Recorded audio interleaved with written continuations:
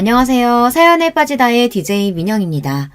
오늘 사연자님은 결혼하고 내내 고생만 하고 사는 언니가 안쓰러워 애써 말을 아끼고 살았더니만 생각지도 못한 인간 말종한테 말도 안 되는 취급을 받고 말았다는데요. 과연 어떤 사연인지 들어보시겠습니다. 오늘도 두 가지 사연 준비되어 있는데요. 끝까지 들어주실 거죠? 그럼 오늘의 사연 바로 시작할게요. 구독과 좋아요도 잊지 말아주세요.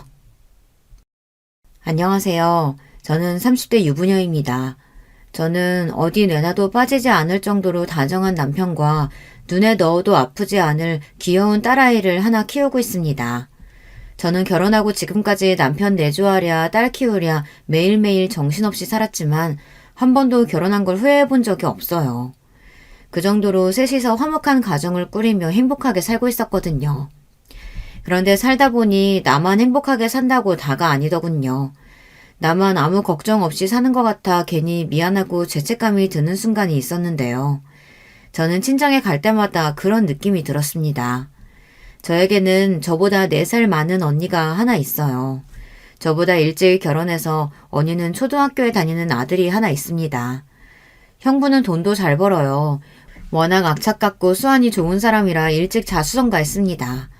그런데 뭐가 걱정이냐고요? 제가 보기엔 언니는 형부와 결혼하고 하루도 행복해 보이는 순간이 없었어요. 언니가 동생인 저에게 일일이 다 말하지는 않지만 형부가 사람 일 좀 깔보고 무시하는 경향이 있어요. 제가 있는데도 툭하면 언니한테 무식하다는 둥, 눈치가 없다는 둥 그런 식의 말을 한 적이 많아요. 형부 본인은 서울의 명문대를 나왔는데 언니는 대학을 다니다 졸업도 못했다고 은근히 깔아뭉갤 때도 많았고요. 최근에 이런 일이 있었어요. 친정 어머니 칠순이라 어떻게 할지 저와 언니가 상의하던 중 형부와 제가 괜히 의가 좀 상한 일이 있었어요. 제가 육아휴직 중이라 남편에게 어린 딸을 맡기고 잠깐 언니네 집에 찾아갔습니다. 언니네 집이 우리 집에서 걸어서 10분 거리거든요. 그런데 웬일로 평일 낮에 형부가 있길래 인사를 했습니다. 그리고 언니와 저는 커피를 마시며 어머니 칠순에 대해 상의하고 있었어요. 어머니께서 이번 기회에 가족들 다 같이 여행을 가고 싶다고 하셔서 어디로 갈지 상의하고 있었거든요.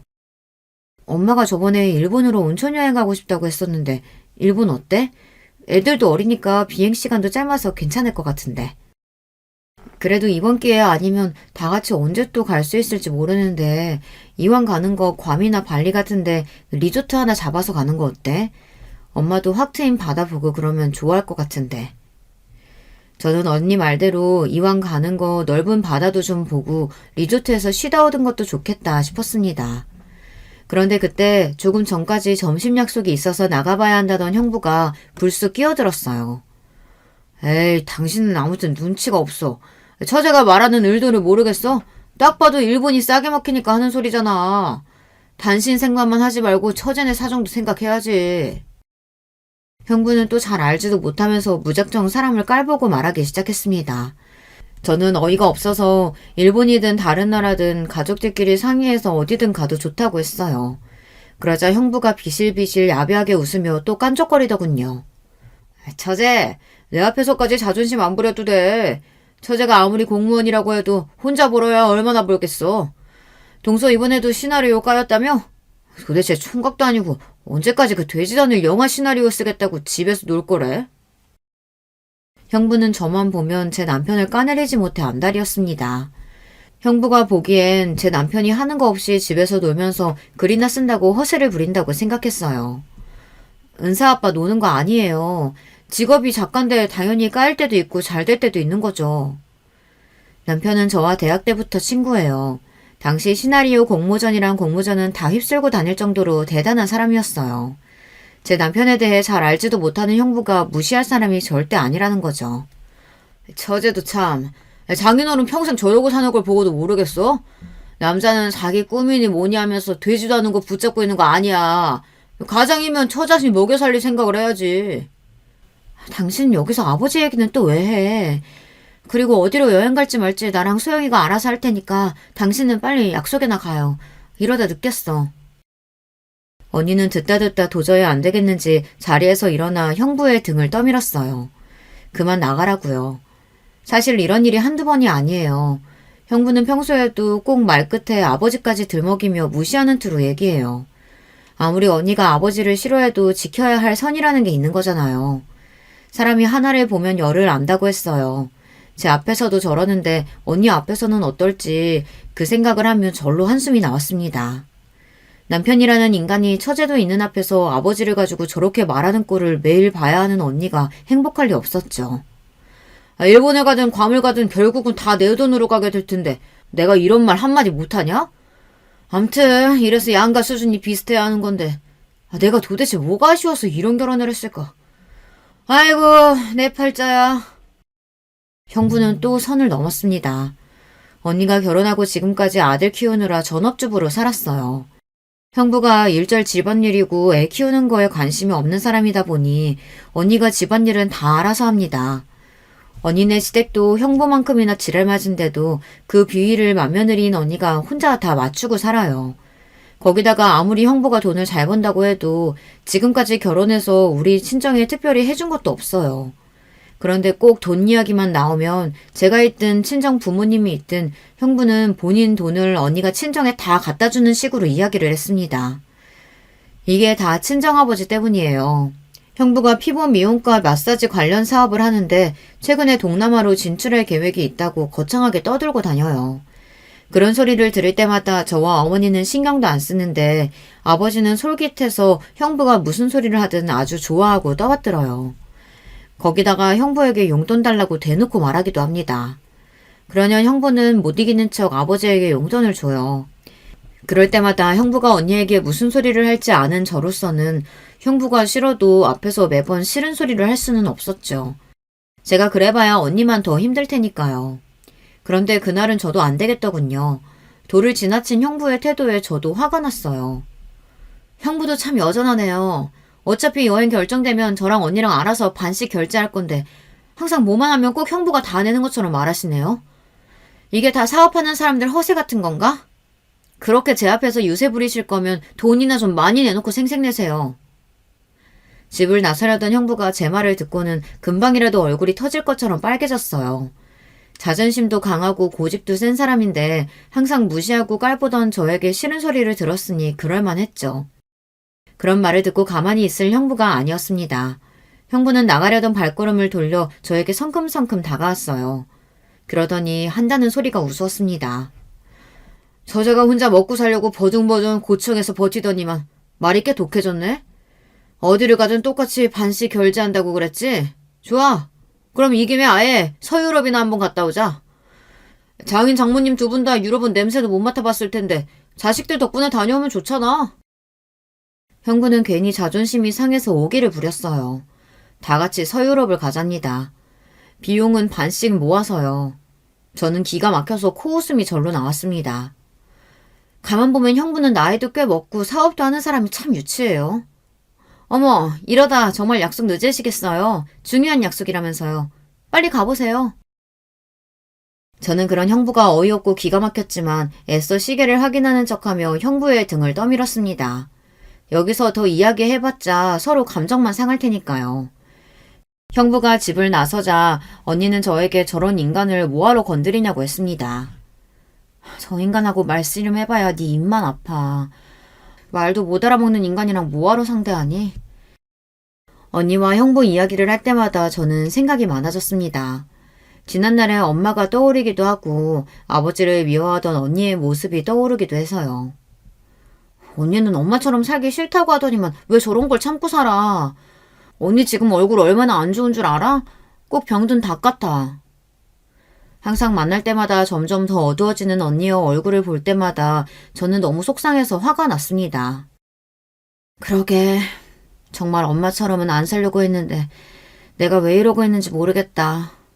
그런데 어떡해. 새끼 생각해서 꾹 참고 살아야지.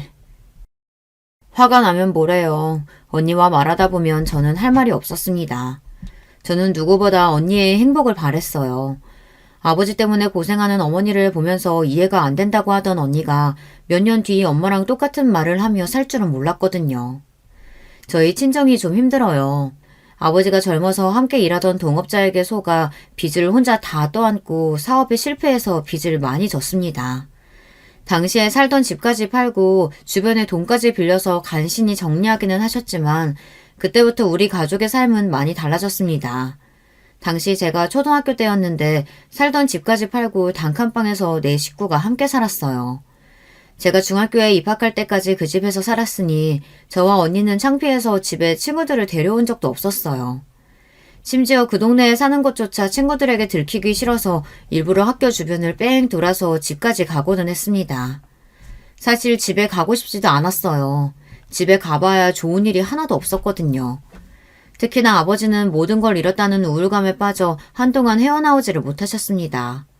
매일 집에 누워 잠만 자고 저녁이면 일어나 술을 드셨어요.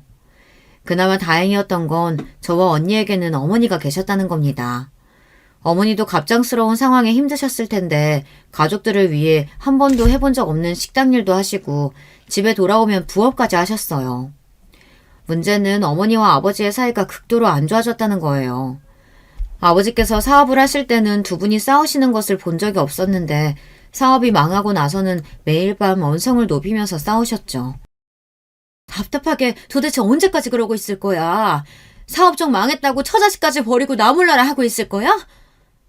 내가 지금까지 10년을 넘게 먹여 살렸으면 지금부터는 당신이 좀 할 수도 있는 거지.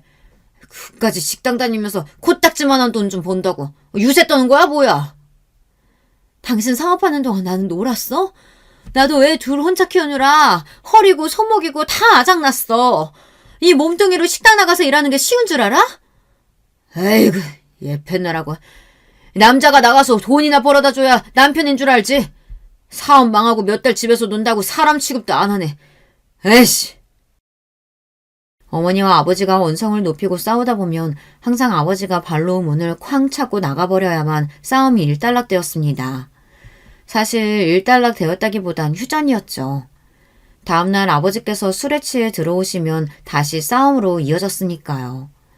당시에 저와 언니는 매일 부모님이 싸우시는 모습을 보기 싫어도 바로 앞에서 직관할 수밖에 없었습니다. 집에 다른 방이 없었으니 항상 같은 공간에 있어야 하니까요. 언니와 저는 가장 예민했던 사춘기 시절에 매일 부모님의 싸움을 지켜보다가 결국은 어머니의 울음소리를 들으며 잠들어야 했습니다. 그러다 보니 저와 언니는 매일 둘이 한 이야기가 있어요. 저렇게 살 거면 둘이 결혼은 왜 한 거야? 둘이 좋아서 자식을 둘이나 낳고 살았으면 아무리 힘들어도 싸우지 말고 좀 참고 살아야지.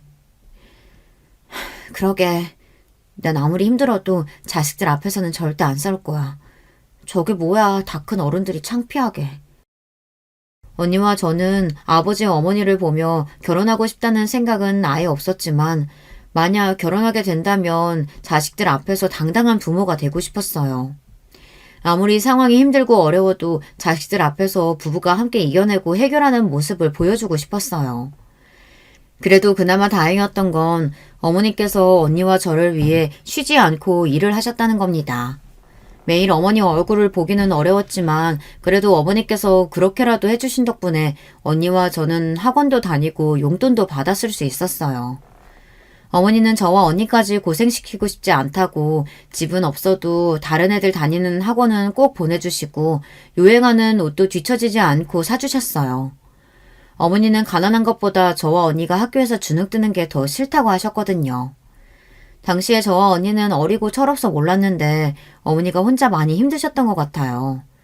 단칸방을 벗어나 작은 빌라 월세로 이사를 갔을 때쯤이었는데 식당에 나가셨던 어머니께서 갑자기 쓰러지셔서 응급실에 실려갔어요. 알고 보니 어머니께서 자궁 근종이 생겨서 급하게 수술을 해야 한다고 하더라고요. 당시에 저와 언니는 너무 어렸기 때문에 아버지를 모시고 병원에 갔습니다. 그때 아버지께서도 많이 놀라신 것 같아요.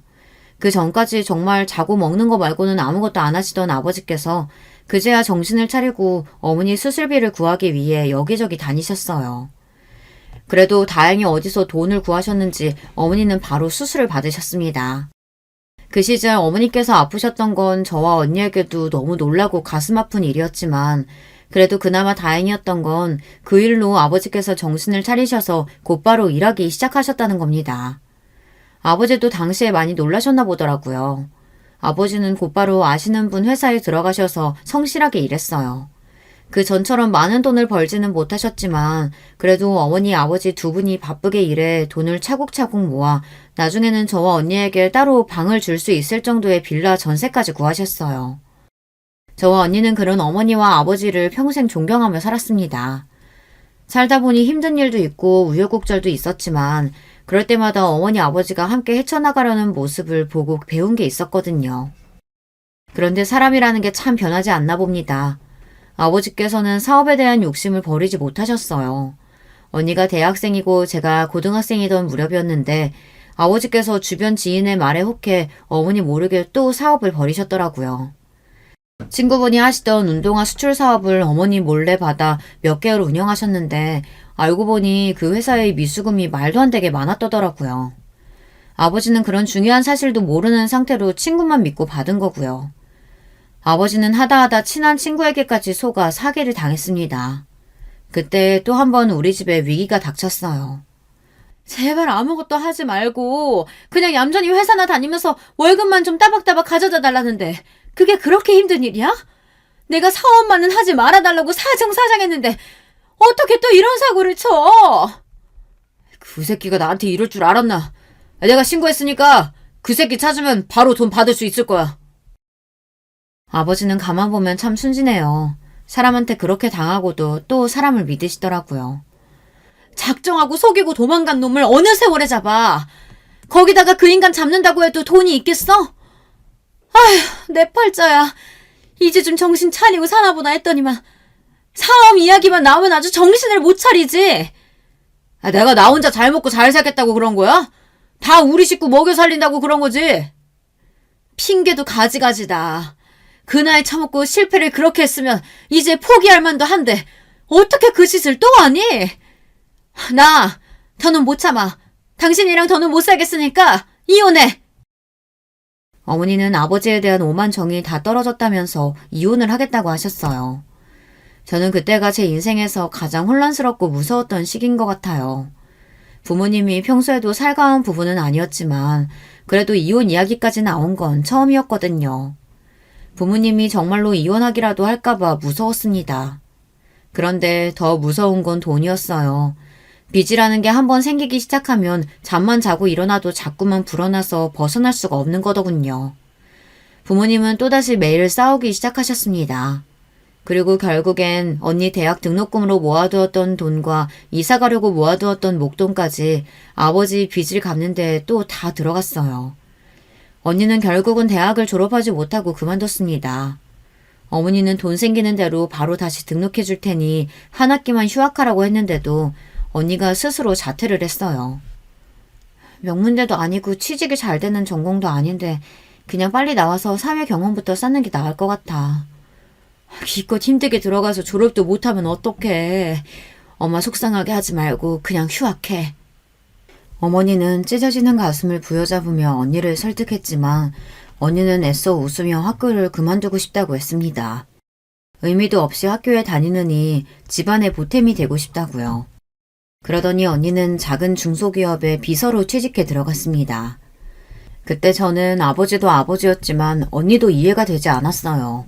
아무리 명문대가 아니어도 서울에 4년제 대학까지 힘들게 들어가 놓고 갑자기 대학을 그만두겠다니요.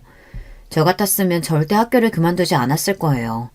지금 당장 학교를 그만두고 직장을 구하면 학비와 굳고 당장 돈 몇백 생기는 거지만 평생 고졸 사원으로 몇 푼 되지도 않은 돈 받으며 살아야 하잖아요. 저는 오히려 힘들게 들어간 대학 끝까지 졸업해서 번듯한 직장에 들어가 돈 많이 벌어 어머니 호강시켜드리는 게 더 낫다고 생각했어요. 그런데 얼마 뒤 생각지도 못한 일이 벌어졌어요. 언니가 1년 정도 직장을 다니더니만 갑자기 독립하겠다고 했습니다. 언니의 갑작스러운 독립선언에 저는 물론이고 부모님도 놀랬어요. 부모님에게 보탬이 되겠다고 해놓고서는 갑자기 독립이라뇨. 특히나 아버지께서 노발대발했습니다. 개집애가 어디 나가서 혼자 산다 그래? 시집 갈 때까지 부모한테 붙어 있어야지. 아무리 생각해도 우리 집은 답이 없어. 계속 이렇게 살다가는 내 인생도 아버지 때문에 엄마처럼 망할 것 같아. 이놈의 집구석 정말 지긋지긋해서 하루라도 빨리 벗어나고 싶어. 뭐야? 이게 아버지 앞에서 말하는 꼬락서니 봐라. 이 옆에 내가 네가 애들 앞에서 아버지를 얼마나 무시했으면 어디 딸년이 감히 아버지한테 저딴 소리를 해? 당신이 자식들한테 해준 게 뭐가 있다고 아버지 대접 받으려고 해? 세영이, 네 말 무슨 말인지 알았어. 집을 나가든 말든 앞으로는 너 하고 싶은 대로 알아서 해라. 어머니도 지치셨는지 언니에게 그냥 알아서 하고 싶은 대로 하고 살라고 하셨어요. 아이고, 집안 꼴 참 잘 돌아간다. 시집도 안 간 다 큰 년 혼자 내보내면 남들이 우리한테 참 잘하는 짓이라고 하겠다. 남들 시선이며 이목을 그렇게 신경 쓰시는 분이 지금까지 그렇게 사셨어요? 언니도 정말 집을 나가기로 작정을 했는지 아버지의 말에 한마디도 안 지더군요. 너이냐? 네가 나가서 돈 좀 벌어온다고 어디 아버지 앞에서 유세는 유세야? 앞으로는 멍청하게 아버지 뒤치다거리는 절대 안 하고 살 거니까 자식한테 얹혀서 살 생각하지 마세요. 당시에 저는 고3이라 공부만 하느라 정신이 없이 바빴어요. 사실 집에 무슨 일이 있는지도 잘 몰랐습니다. 매일 아버지가 술 먹느라 집에 들어오지도 않고 일도 제대로 하지 않고 있다는 거야 알고는 있었지만 하루 이틀 일이 아니니 저는 전혀 신경 쓰고 싶지 않았어요. 거기다가 어머니도 아버지를 참고 사는데 자식인 제가 말해봐야 무슨 소용이 있을까 싶기도 했고요. 그런데 언니는 견디기 힘들었나 봐요. 저는 몰랐는데 언니는 진작부터 엄마에게 아버지와 이혼하라고 설득했답니다. 아버지는 답이 없는 사람이니 지금이라도 헤어지고 우리 셋이 살자고요. 그런데 어머니는 매일 아버지와 지지고 볶고 싸우면서도 이상하게 아버지와 이혼하지 않았어요. 이혼하자라는 말을 밥 먹듯이 하면서도 정작 진짜로 헤어지지는 않았습니다. 뭐 어머니의 이유야 뻔했죠. 항상 저 언니와 저 때문이라고 했습니다. 아무리 개차반 같은 아버지라도 저와 언니가 시집 가려면 시댁 보기에 아버지가 있는 게 낫다고요. 언니도 웬만하면 참아보려고 했다는데 최근에 아버지께서 또 술에 취해 친구에게 돈을 빌려줬다는 소리를 듣고는 도저히 참을 수가 없었답니다. 돈도 제대로 한 푼도 못 버는 사람이 처자식이 힘들게 번 돈으로 남들 앞에서 좋은 사람인 척 하는 게 역겹답니다. 엄마 불쌍해서 나도 웬만하면 버티고 살아보려고 했는데 더는 안 되겠어. 나가서 늙은이 비위 맞추며 힘들게 돈 벌면 뭐해.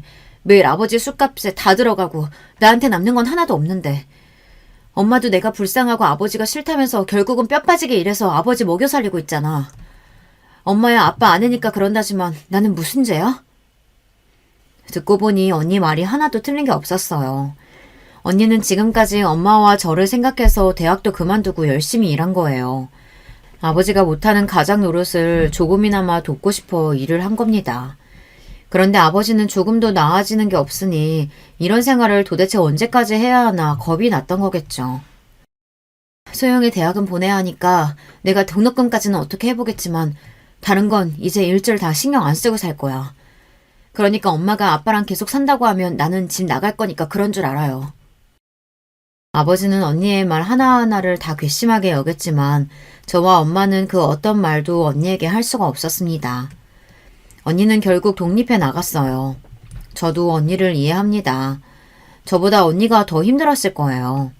저야 막내고 학생이라는 이유로 집안일을 외면하고 살 수 있었지만 언니는 매일 힘들어하는 엄마를 보면서 현실에 직접 맞서야 했으니까요. 저는 언니 덕분에 대학에 갔어요. 집안일이고 뭐고 신경 쓰지 않고 공부만 한 덕분에 저는 제가 목표로 하던 대학에 합격했습니다. 저는 누구보다 항상 안정적인 삶을 꿈꿨기 때문에 대학을 다니면서 공무원 시험을 봤어요. 저는 7급 공무원 시험에 당당히 합격했습니다. 그때 얼마나 기뻤는지 몰라요. 언니가 저를 보며 뿌듯해하는데 저도 드디어 집안에 뭔가 보탬이 된 것 같아 다행이다 싶었습니다. 당당히 사회인이 된 저는 매일 언니 집에 살다시피 했어요. 사람이라는 게 그렇게 쉽게 변하지 않잖아요. 저와 언니가 둘 다 성인이 되고 직장인이 되어도 아버지는 변하지 않았습니다. 오히려 저와 언니가 벌어서 어머니를 도와준다는 사실을 알다 보니 아예 일도 안 하고 놀기만 하셨어요. 저도 힘들게 일하고 집에 가서 그 꼴을 보면 속이 뒤집히니 집에 잘 들어가지 않았습니다. 언니네 집이 구청에서 가깝다는 핑계로 매일 언니네 집에 갔어요. 그러다 보니 당시 언니의 남자친구였던 형부와도 자주 만났습니다. 연애 초반부터 결혼 전까지 과정을 거의 다 알고 있어요. 사실 저는 형부와 언니가 결혼하지 않았으면 좋겠다고 생각했어요. 저는 누구보다 언니의 행복을 바래요. 언니는 저와 함께 있을 때마다 부모님처럼 살지 않겠다고 입이 닳게 말했습니다.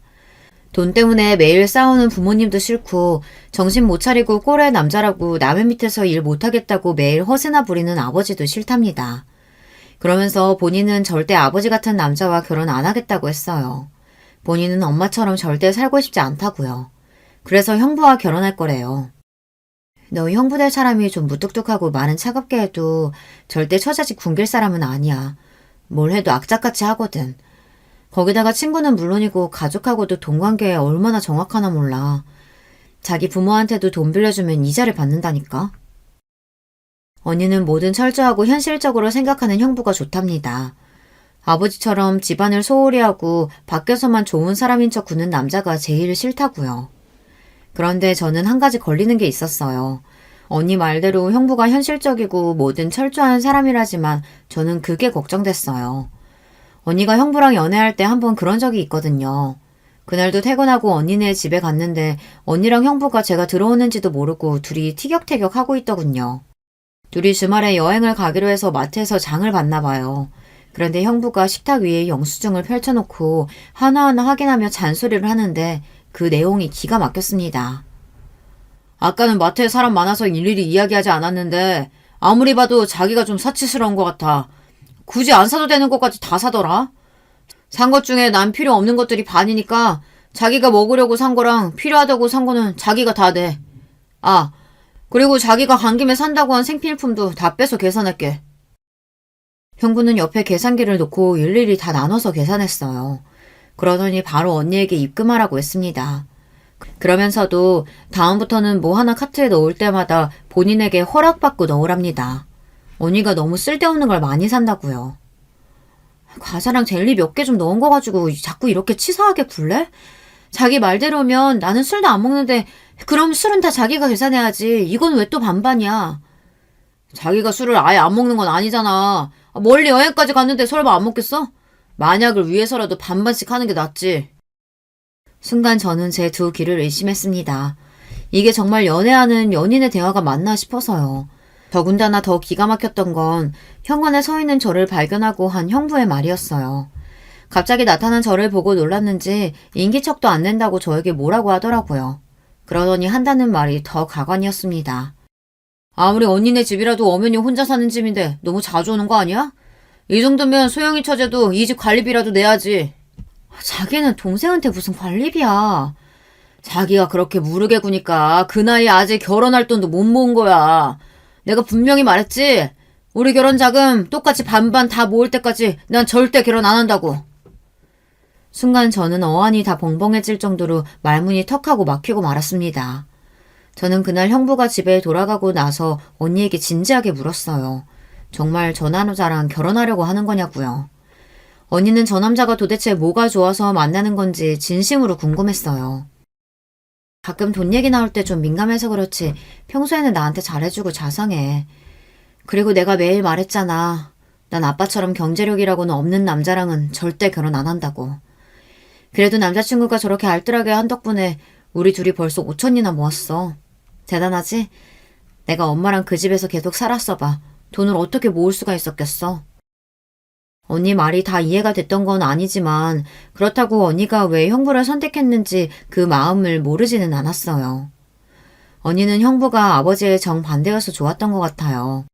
이 남자랑 살면 그래도 평생 돈 걱정할 일은 없을 테니까요. 그렇게 언니는 형부와 결혼했습니다. 언니가 형부하고 결혼하고 나서 신혼 때는 특별히 저와 부딪힐 일이 없었어요. 사실 저도 일하느라 정신 없었으니 마주칠 일도 별로 없었으니까요. 그런데 제가 결혼하고 남편이 생기고 나니 부딪히지 않을 수가 없더군요.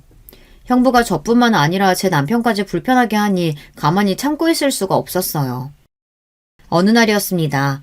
제가 결혼하고도 형부가 일이 바쁘다 보니 서로 자주 보지는 못했었는데요. 그러다 명절이라 친정에서 오랜만에 만나게 됐습니다. 저와 남편 둘 다 조카를 본 게 오랜만이라 반가워서 계속 조카를 안고 놀아줬어요. 그 모습이 좋아 보였는지 친정엄마도 언니도 저에게 빨리 아이부터 가지라고 하셨어요. 저는 조금 더 신혼을 즐기고 싶다고 애써 말을 돌렸습니다. 그런데 그때 형부가 굳이 또 끼어들어서 안 해도 될 말을 하더군요. 장모님은 애 가지고 싶다고 마음대로 가질 수가 있나요? 자기도 우리 아들 키워보고도 그런 소리가 나와? 애 키우는데 돈이 얼마나 많이 드는데 동서가 지금 당장 애 키울 능력이 되겠어? 애 키우는데 무슨 능력까지 필요해요. 형부처럼 애 기저귀 한번 안 갈고도 애 낳고 잘만 사는데.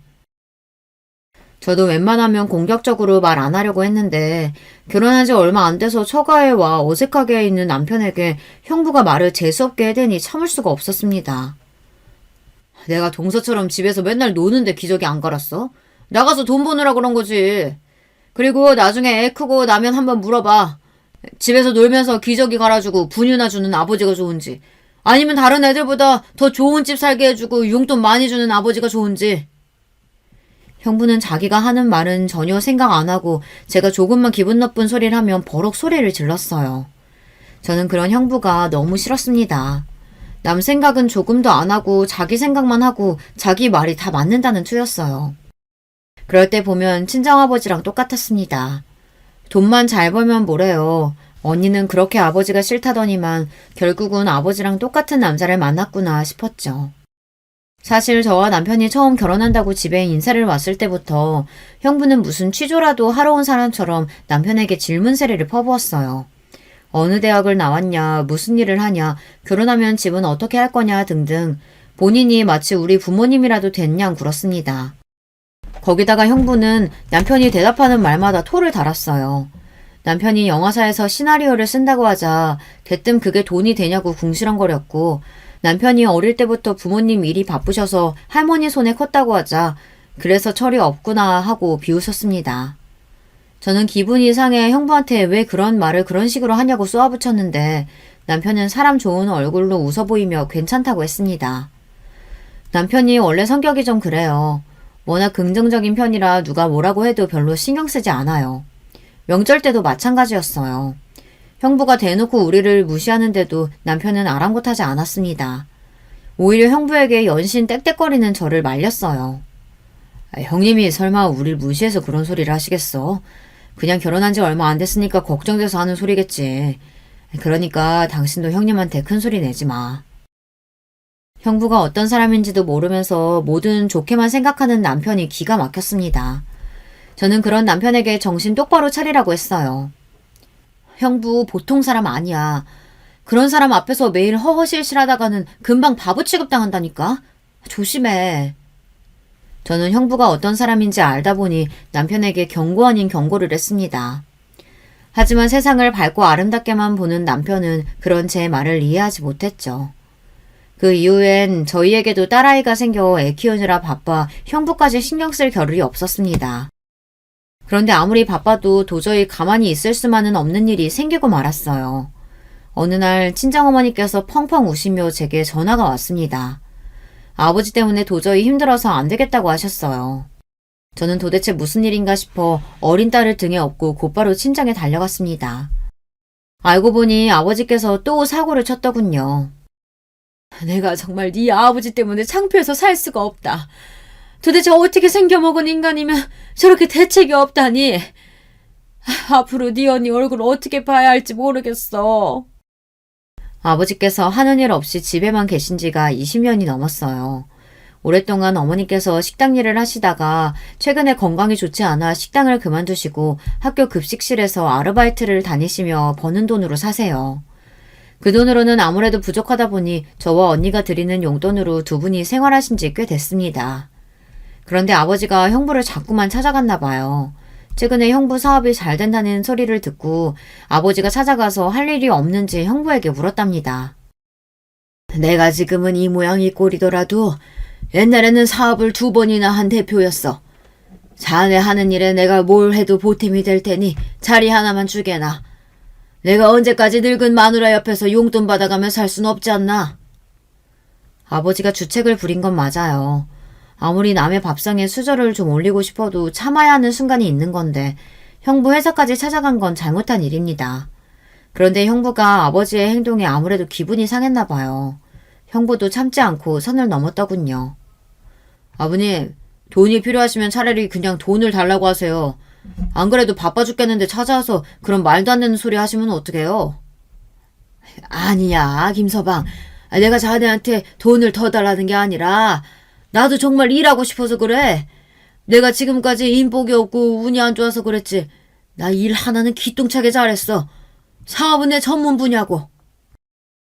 아, 정말 알만한 분이 왜 그렇게 답답하게 구세요. 안 그래도 동남아 수출권 때문에 정신없어 죽겠는데 자꾸 귀찮게 하실 거예요? 아버님이 이러시면 저나 준서 엄마한테 좋을 거 하나도 없어요. 오, 김서방네 회사 동남아에 화장품 수출한다고 했지? 그거 내가 도와줄게. 내가 잘할 수 있어. 아버님, 제발 그만하세요. 사업을 2번이나 말아드신 양반이 제 사업에 뭘 도와주신다는 거예요? 은행에 진 빚 갚아주실 수 있어요? 그거 해결해 주시면 저도 회사에 껴드릴게요. 아버지는 그대로 집에 돌아오셨나 봐요.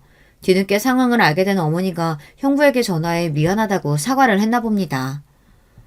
미안한 거 아시면 제발 아버님 좀 집에 잡아두세요. 아무것도 안 하고 그냥 집에서 편하게 놀기만 하면 되는데 왜 그걸 못 하신대요? 그러게. 저 인간이 이제 하다 별짓을 다 하네. 내가 잘 단속할 테니까 걱정 말게, 김서방. 어머니는 그 자리에서 미안하다고 사과하고 전화를 끊었지만 아무래도 마음이 좋지 않았는지 눈물이 멈추지 않으신답니다. 그럴만하죠. 아무리 가족이라도 사위에게 그런 취급을 받았으니 어머니나 아버지나 2분 다 속상하셨을 만해요. 그날 저는 애써 어머니를 위로하고 집에 돌아왔습니다. 그리고 집에 오자마자 언니에게 전화해서 형부는 어쩜 그러냐고 원망어린 소리를 해댔어요. 그런데 언니가 한참 말이 없더군요. 그러더니 한다는 소리가 제 속을 더 상하게 했습니다. 그 인간도 그 인간이지만 아버지는 도대체 왜 그러셨대? 내가 정말 창피해서 살 수가 없다. 그리고 너는 굳이 안 해도 될 말을 뭐하러 나한테 전해. 몰랐으면 마음 편했을걸. 저는 순간 말문이 막혀 아무 말도 하지 못했습니다. 언니한테 서운하긴 했지만 서운하다고 말할 수가 없었어요. 언니도 너무 속상할 것 같아서요. 저는 언니에게 괜히 전화했다 싶었습니다. 그냥 저까지만 속상하고 말 걸 했다 싶었어요. 그러던 어느 날이었습니다. 몇 달 동안 필리핀에 다녀온 형부가 한국에 들어왔다면서 웬일로 저희 부부와 부모님을 집에 초대했어요. 마음 같아서는 가고 싶지 않았지만 부모님도 오신다고 하니 저희만 빠질 수는 없었죠. 부모님도 괜찮으시다는데 제가 괜히 유난하게 굴 수는 없었으니까요. 어쩔 수 없이 참석했습니다. 그래도 형부도 양심은 있는지 자기가 함부로 입을 놀린 게 미안하기는 했나 봐요. 그렇게 출장을 다니고 했어도 처가 식구들 선물 한번 사오는 일이 없었는데 웬일로 필리핀에서 선물을 잔뜩 사들고 왔더라고요. 부모님 선물에 저와 남편 선물까지 양손 가득이었습니다. 필리핀에 간 일이 잘 됐다고 하더니만 형부도 나이도 들고 애도 클 만큼 컸으니 이제야 좀 정신 차리나 싶었습니다.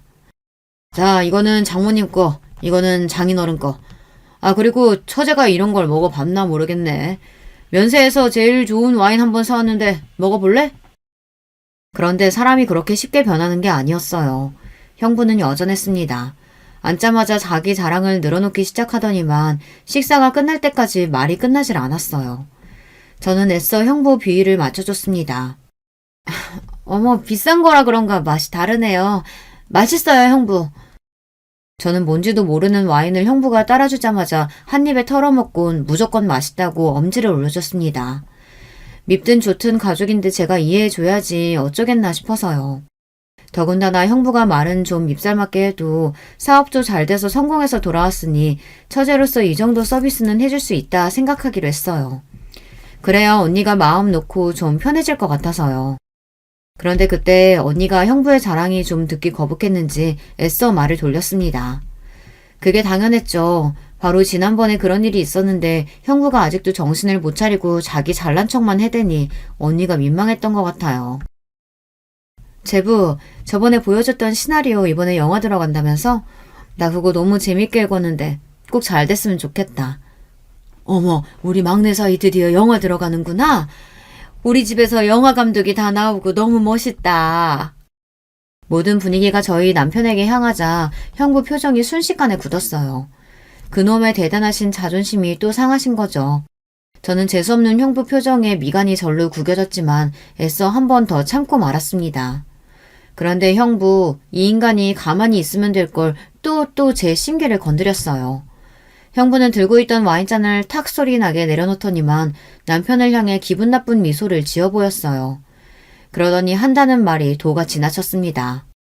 동서는 아직도 그 영화니 뭐니 그거 찍겠다고 그러는 거야? 아유, 한심하다 한심해. 장모님이랑 당신이 자꾸 그런 식으로 구니까 동서가 이러는 거 아니야. 다들 처제 생각은 안 해? 처제가 얼마나 속이 터져서 그래.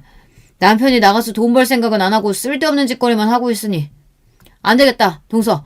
영화니 뭐니 제발 그거 좀 그만두고 내가 월 200씩 줄 테니까 내 밑으로 올래?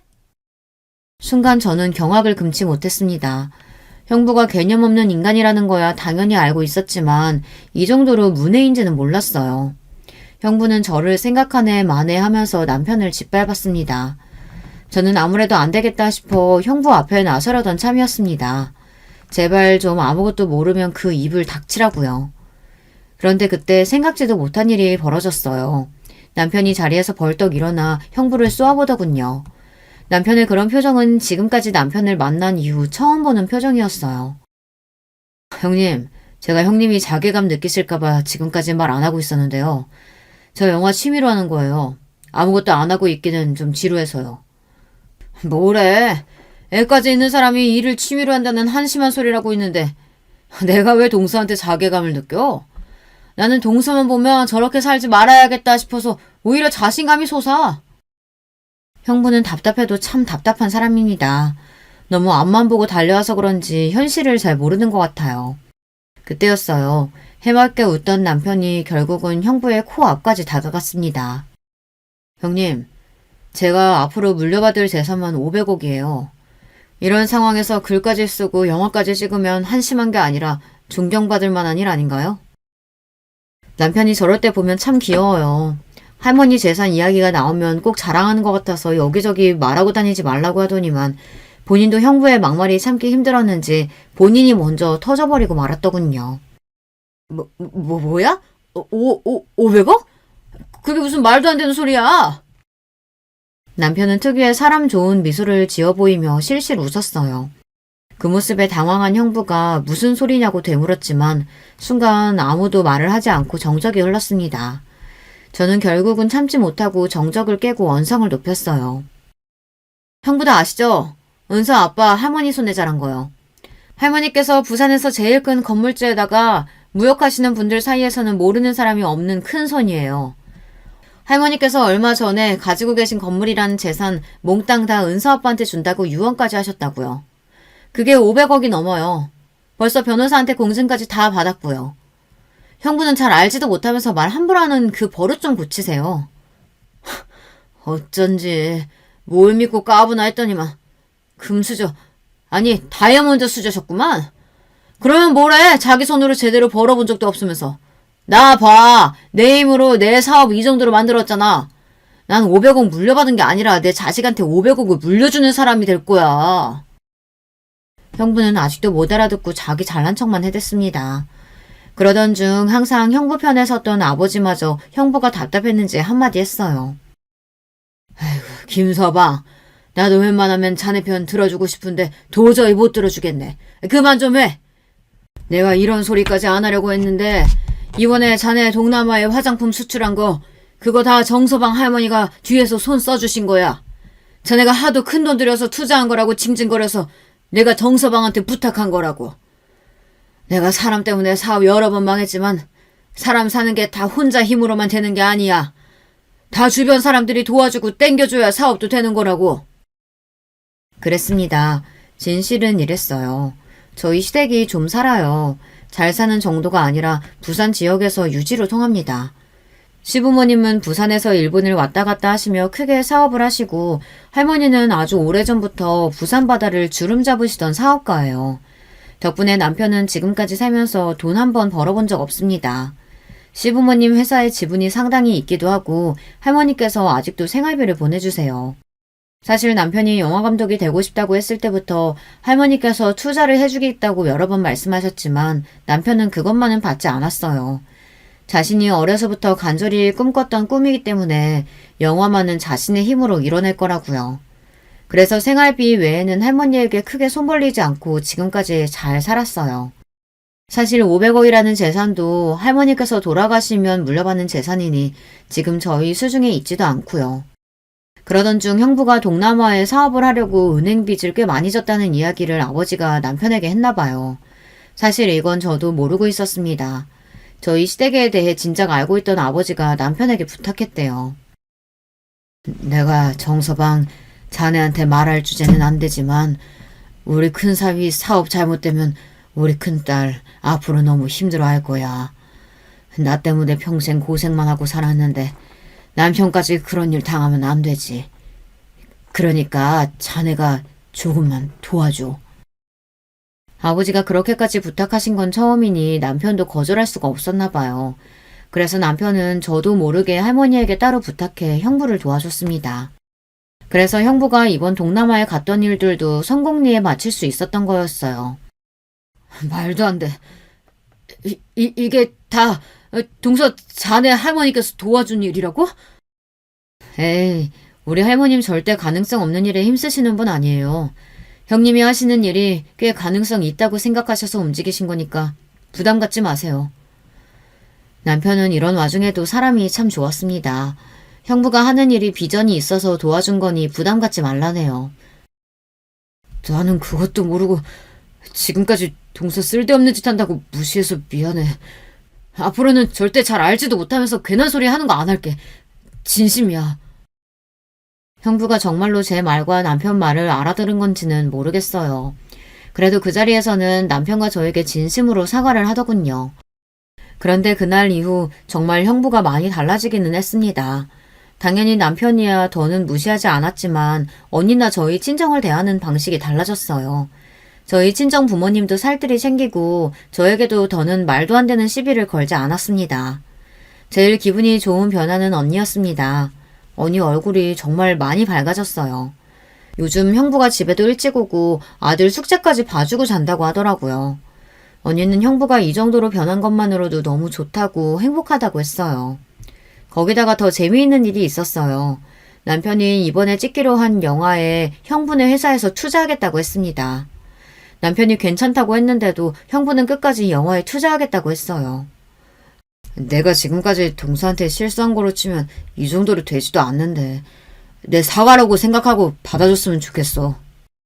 지금까지도 사실 사람은 절대 변하지 않는다고 생각하며 살았지만 어쩌면 사람이 여러 우여곡절을 겪다 보면 아주 조금은 변하는지도 모르겠다 싶습니다. 아버지도 형부도 전보다는 많이 달라지셨거든요. 한 집안에 사고뭉치가 둘이나 있다 보니 언제 또 저희 집안에 자꾸 큰 풍파가 밀려올지는 모르겠지만 그래도 저는 한 번 더 믿고 보려고 합니다. 지긋지긋해도 가족이니까요. 지금까지 저의 이야기를 끝까지 들어주셔서 감사합니다. 여러분의 가정에는 항상 좋은 일만 가득하시길 바랄게요. 여러분, 두 번째 사연 시작하기 전에 좋아요, 구독 꼭 눌러주실 거죠? 그럼 두 번째 사연 바로 시작합니다. 몇십 년 살아온 세상을 되짚어 생각해보니 별일도 참 많았다 싶습니다만 그 중에서 어디 막장 드라마에서나 나올 법한 일이 저에게 일어날 줄은 꿈에도 몰랐습니다. 가장 친한 친구에게도 툭 터놓고 솔직하게 말할 수 없던 이야기라 속풀이하는 셈 치고 익명으로 사연 한번 보내봅니다. 제게는 딸아이가 하나 있습니다. 정말 너무 소중하고 눈에 넣어도 아프지 않을 정도로 사랑하는 아이죠. 하지만 딸은 제 친자식이 아닙니다. 이 부분에 대해서 말하기 전에 먼저 전처에 대해서 이야기해 보겠습니다. 저는 제가 지금도 다니고 있는 회사에서 전처를 처음으로 만났습니다. 그때 전 대리신분으로 회사에 다니고 있었는데 이때쯤에 전처가 신입으로 회사에 들어왔습니다. 이때 전처의 나이가 20대 중반이었던 것으로 기억합니다. 솔직히 저는 파릇파릇한 신입이었던 전처가 정말 예뻐 보였습니다. 그래서인지 자연스럽게 눈길이 가더라고요. 하지만 당시 제 나이가 30대 중반이라 언감생심 어딜 넘보겠냐는 생각이 들어서 관심을 끊으려고 했습니다. 그런데 전처의 싹싹하고 애교 있는 모습에 자꾸만 마음이 가더군요. 그럼에도 전 티내지 않고 전처에게 최대한 사적인 감정 없이 대하려고 노력했습니다. 그랬는데 전처가 제 마음을 눈치챈 건지 어느 날은 제게 밥 한 번 사달라고 하더라고요. 저는 두근거리는 마음을 억누르고 깔끔하게 상사와 신입의 입장으로만 식사하려고 했는데 식사 도중 갑자기 전처가 혹시 자기를 좋아하냐고 물어보는 겁니다. 순간 저는 언제부터 내 마음을 들켰나 싶어 정말 깜짝 놀랐습니다. 하지만 이게 기회라 생각이 들어 그때 저는 전처에게 제 솔직한 마음을 전했습니다. 그런데 전처가 제 고백을 듣고는 갑자기 펑펑 우는 겁니다. 대리님, 저는 대리님의 마음을 받아들이고 싶어도 도저히 그럴 수가 없어요. 아니 왜? 도대체 뭐 때문이길래 이렇게 펑펑 울어? 혹시 무슨 일이라도 있어? 제가 걱정스럽게 물어보니 전처는 한참을 울다가 겨우 말하더군요. 사실은 제가 딸이 하나 있어요. 자세히 얘기를 들어보니 전처가 20대 초반 대학에 다니고 있었을 때 만난 남자친구 사이에서 생긴 아이라고 그러더군요. 전처는 남자친구와 결혼을 약속했었는데 정작 남자친구는 아이가 생기자 말도 없이 연락을 끊어버렸답니다. 그 후 전처는 미혼모의 몸으로 눈총을 참 많이 받았지만 차마 아이를 지울 수가 없어서 그대로 낳아 길렀다고 했습니다.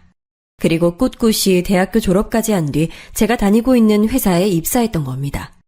전처는 자신이 홀몸도 아닌데다 결혼을 약속했던 남자에게 버림받았던 경험 때문에 남자를 못 믿게 됐고 그래서 전처도 절 좋아하지만 제 고백을 받아주기 힘들 것 같다고 하더군요. 하지만 저는 오히려 절 좋아하고 있다는 전처의 말에 용기를 얻었습니다.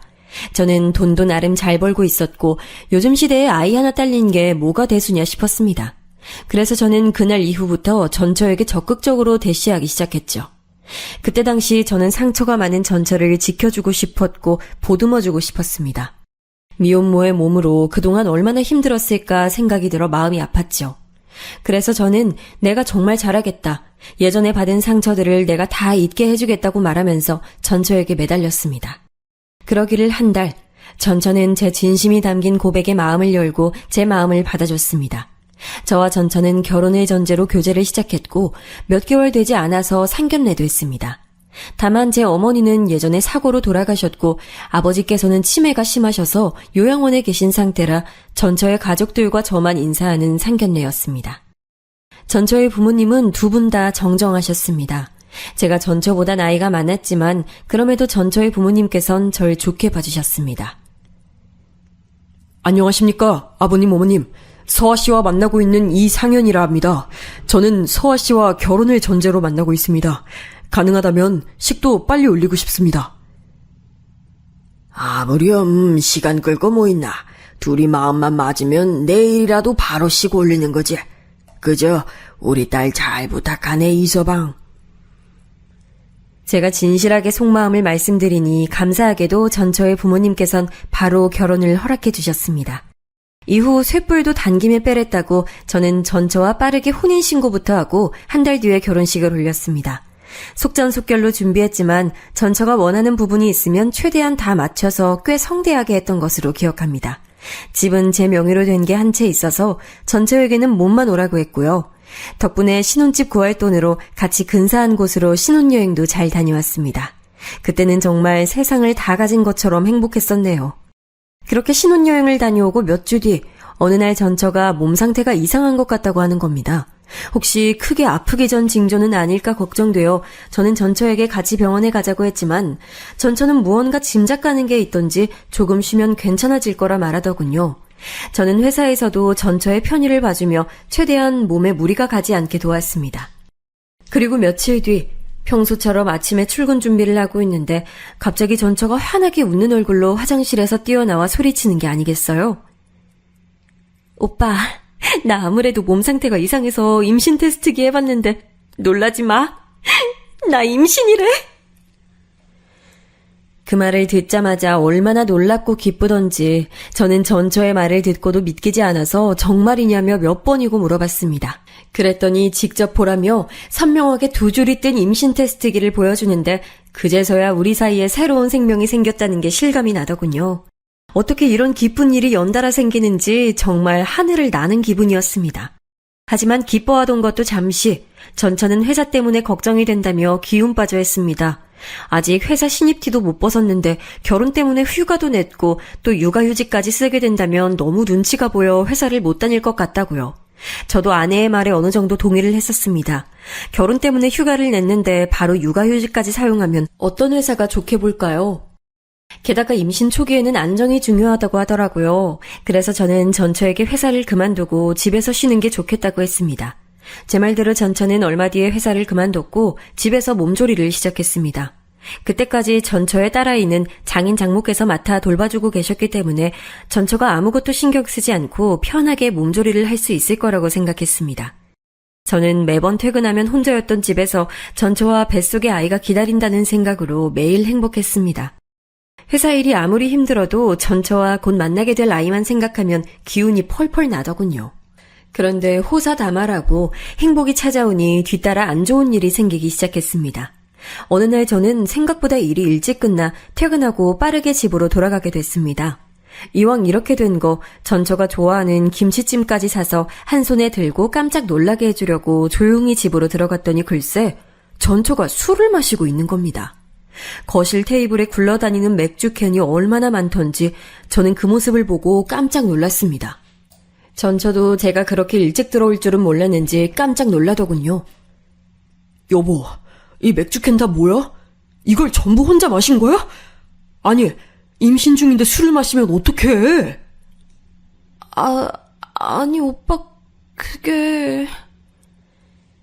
제가 소리치자 전처는 우물쭈물하더니 눈물을 보이더군요. 사실은 제게 말해야 하는데 무서워서 말을 못하고 있었다는 거예요. 저는 도대체 무슨 말을 못한 거냐고 전처를 잘 달래면서 물어봤죠. 그랬더니 전처가 울면서 사실 뱃속의 아이가 유산이 됐다고 하는 겁니다. 그래서 너무 속상한 마음에 잘 마시지 않던 술까지 마시면서 기분을 달래고 있던 거라고 하더군요. 저는 그 말을 듣자마자 하늘이 무너지는 기분이었습니다. 생각보다 전 아이와 만나는 날을 참 많이 기대했던 것 같아요. 하지만 아이를 품고 있던 전처의 슬픔만 하겠습니까? 저는 저보다 더 슬플 전처를 위로하며 괜찮다고 다독였습니다. 우리 함께 이 고난을 헤쳐나가자고 말하며 저는 전처에게 당분간은 아무것도 생각하지 말고 집에서 푹 쉬라고 말했죠. 저는 당시 회사에서 할 일이 참 많았습니다. 하지만 차라리 잘 됐다 싶었죠. 몸이 고단하면 슬픔을 느낄 새도 없을 거라고 생각했습니다. 저는 일에 매달리며 자꾸만 떠오르는 슬픔을 잊으려고 노력했습니다. 그리고 집으로 돌아갈 때는 최대한 전처의 기분을 좋게 해주려 꽃이나 맛있는 음식을 사갔고 집안일은 물론 식사 차리는 것까지 전부 다 제가 맡아서 했죠. 제가 옆에서 노력하니 시간이 지날수록 전처의 몸과 기분도 나아지는 것 같이 보였습니다. 하지만 전처는 이전과 같은 밝은 모습으로 돌아오지 않았습니다. 아무래도 유산된 아이가 많이 생각나는 것 같았죠. 그래서 어느 날 저는 전처에게 몸 좀 추스르고 나면 처가에 맡겨뒀던 2살배기 딸아이를 데려와 함께 지내는 게 어떻겠냐고 물었습니다. 저는 전처가 혼자 있는 시간이 길어지면 길어질수록 뱃속의 아이를 잃은 슬픔에 깊게 빠져들까봐 걱정됐죠. 그래서 처가에 맡겨둔 딸을 데리고 와 같이 살면 전처의 기분이 조금이나마 나아질 수 있을 거라 생각했죠. 전처도 제 말을 듣고 잠시 생각하더니 그렇게 하자고 말하더라고요. 아내의 말을 듣고 저는 우선 장인 장모께 전처의 유산 소식과 더불어 딸아이를 처가에서 집으로 데려오는 것에 대해 의논드렸습니다. 사실 전처가 부모님께 유산 소식을 알리고 싶지 않다고 해서 말씀을 안 드리고 있었는데 제 말을 듣고 많이 놀라시더군요. 그동안 얼마나 마음고생이 심했냐며 다독여 주시는 말에 저도 모르게 조금 눈물이 나기도 했습니다. 그 후 제 얘기를 들으신 장인 장모께서도 전처와 제가 딸아이와 함께 살며 정을 붙이는 것이 좋겠다며 동의하셨습니다. 그로부터 일주일 뒤쯤 저는 전처와 딸아이 이렇게 셋이서 같이 살게 됐습니다. 물론 그때부터 저는 아이까지 챙기느라 몸이 3개여도 모자랄 정도가 됐지만 전처가 나아지길 바라는 마음을 원동력 삼아 당시 상황을 버틸 수 있었습니다. 그렇게 1년이 흘렀을까요? 그동안 저는 전처가 유산 후유증을 겪지 않도록 최대한 세심하게 배려하고자 여러 방면에서 온 힘을 다했습니다. 또 혹시 모를 스트레스 때문에 건강이 안 좋아질까봐 스트레스 해소용으로 갖고 싶은 물건이라도 마음껏 사라고 카드도 줬었죠. 그런데 어느 날부터 카드값이 평소보다 더 눈에 띄게 늘어나기 시작했습니다. 다른 것도 아니라 핸드폰 비용으로요. 처음에 확인해 봤을 때는 카드값이 거의 다 핸드폰 비용으로 나가 전처가 친구와 전화통화를 길게 하나 보다 싶어서 신경을 안 썼습니다. 그런데 아무리 생각해도 전화 비용으로만 이렇게 몇백이 나오기는 힘든 것 같아 전처에게 조심스럽게 카드를 어떻게 사용했는지 물어봤습니다. 그런데 제가 카드값에 대해 말하자마자 전처는 날카롭게 소리를 질렀죠. 나 유산했을 때 오빠가 내 옆에 없어서 정말 힘들었어. 그리고 그때 일 때문에 아직도 마음이 속상해서 카드 좀 쓴 건데 그거 가지고 어떻게 나한테 이래? 남편이 돼서 아내 힘든 거 이해도 못 해줘? 전처가 유산했던 때의 얘기를 꺼내면서 울고 화를 내니 아무 말도 못하겠더군요. 전처의 말대로 저는 전처의 곁에서 있어주지 못했고 회사에서 일하고 있었으니까요. 하지만 전 그게 항상 마음에 걸려 전처에게 더 잘해주려고 무던히 노력했습니다. 사실 그때까지도 집안일은 퇴근 후 제가 다 도맡아서 하고 있었고 딸도 집에 데리고 왔을 때부터 제가 전담으로 다 보살피고 있었습니다.